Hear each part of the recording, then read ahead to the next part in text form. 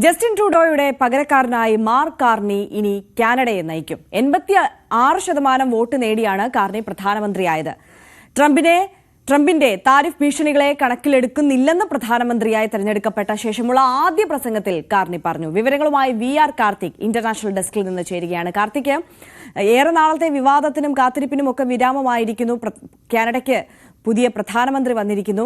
അദ്ദേഹത്തിന്റെ രാഷ്ട്രീയ പശ്ചാത്തലം അടക്കമുള്ള കാര്യങ്ങളിലേക്ക് കടക്കണം. അതോടൊപ്പം തെരഞ്ഞെടുക്കപ്പെട്ടതിന് ശേഷം ആദ്യം തന്നെ അമേരിക്കയുമായുള്ള ഒരു തുറന്ന വെല്ലുവിളിയിലേക്കാണല്ലോ കടക്കുന്നത്.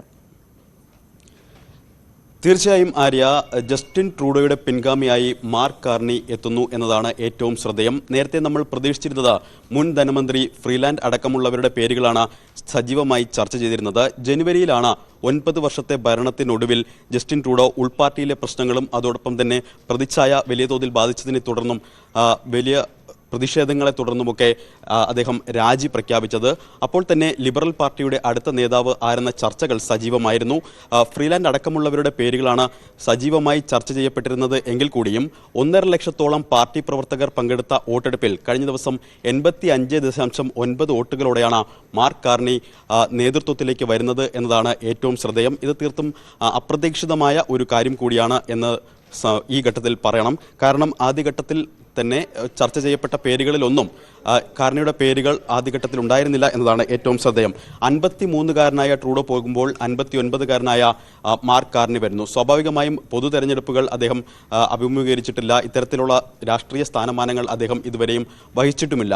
അദ്ദേഹം ബാങ്ക് ഓഫ് കാനഡയുടെയും അതോടൊപ്പം തന്നെ ബാങ്ക് ഓഫ് ഇംഗ്ലണ്ടിൻ്റെയും ഒക്കെ ഗവർണറായി പ്രവർത്തിച്ചയാളാണ്. 2008 വലിയ സാമ്പത്തിക മാന്ദ്യം ഉണ്ടായ സമയത്ത് അദ്ദേഹത്തിൻ്റെ പല പ്രവൃത്തികളും പിന്നീട് ശ്രദ്ധേയമായി ലോകം വാഴ്ത്തി. അതായത് സാമ്പത്തിക പ്രതിസന്ധിയിൽ നിന്ന് കരകയറാൻ അദ്ദേഹത്തിൻ്റെ പല തീരുമാനങ്ങളും നിർണായകമായി എന്നതാണ് ഏറ്റവും ശ്രദ്ധേയമായ കാര്യം. മറ്റൊന്ന് ആര്യ, വലിയ പ്രതിസന്ധിയിലൂടെ കാനഡ കടന്നു പോകുന്ന ഒരു ഘട്ടത്തിലാണ് മാർക്ക് കാർണി അതിൻ്റെ അമരത്തേക്ക് എത്തുന്നത് എന്നതാണ്. പ്രത്യേകിച്ച് US-ഉമായുള്ള കാനഡയുടെ ബന്ധം അനുദിനം വഷളായിക്കൊണ്ടിരിക്കുന്നു. താരിഫ് യുദ്ധം അടക്കം ഉള്ള കാര്യങ്ങളിൽ ലോകം ശ്രദ്ധയോടെ ഇരു രാജ്യങ്ങളും തമ്മിലുള്ള ബന്ധത്തെ നോക്കിക്കാണുന്ന ഒരു ഘട്ടം. ആ ഘട്ടത്തിൽ ഡൊണാൾഡ് ട്രംപിൻ്റെ കടുത്ത വിമർശകനായ മാർക്ക് കാർണി ആ സ്ഥാനത്തേക്ക് എത്തുമ്പോൾ ഇനി എങ്ങനെയായിരിക്കും US കാനഡ ബന്ധം എന്നതിലാണ് ഏറ്റവും കൂടുതൽ ഉറ്റുനോക്കുന്നത്. ഒരു ഘട്ടത്തിൽ ഹാരി പോട്ടറിലെ വില്ലനോട് ഡൊണാൾഡ് ട്രംപിനെ ഉപമിച്ച ഒരു വ്യക്തി കൂടിയാണ് മാർക്ക് കാർണി. അത്തരത്തിൽ ഒരാൾ കാനഡയുടെ അമരത്തേക്ക് എത്തുമ്പോൾ ഇനി എന്തായിരിക്കും അദ്ദേഹത്തിൻ്റെ നീക്കങ്ങൾ? സ്വാഭാവികമായും സാമ്പത്തിക രംഗത്തടക്കം വലിയ പ്രാവീണ്യമുള്ളൊരു വ്യക്തി ആ സ്ഥാനത്തേക്ക് എത്തുമ്പോൾ അദ്ദേഹത്തിൻ്റെ വരും കാല തീരുമാനങ്ങൾ എന്തൊക്കെയായിരിക്കും എന്നതാണ് ഏറ്റവും ശ്രദ്ധേയമായി ഉറ്റുനോക്കുന്നത്.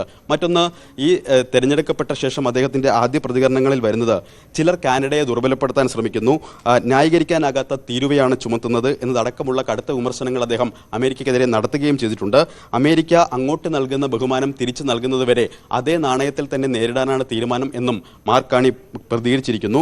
എന്തായാലും നേരത്തെ പറഞ്ഞതുപോലെ ഹാരി പോട്ടറിലെ വില്ലനോട് ഡൊണാൾഡ് ട്രംപിനെ ഉപമിച്ച ഒരു വ്യക്തി കാനഡയുടെ അമരത്തേക്ക് എത്തുമ്പോൾ US കാനഡ ബന്ധം ഇനി എങ്ങനെ എന്ന് ഉറ്റുനോക്കുകയാണ് ലോകരാജ്യങ്ങളും. ആര്യ, തീർച്ചയായും VR കാർത്തിക്കാണ് ഇന്റർനാഷണൽ ഡെസ്കിൽ നിന്ന് വിവരങ്ങൾ നൽകിയത്. എന്തായാലും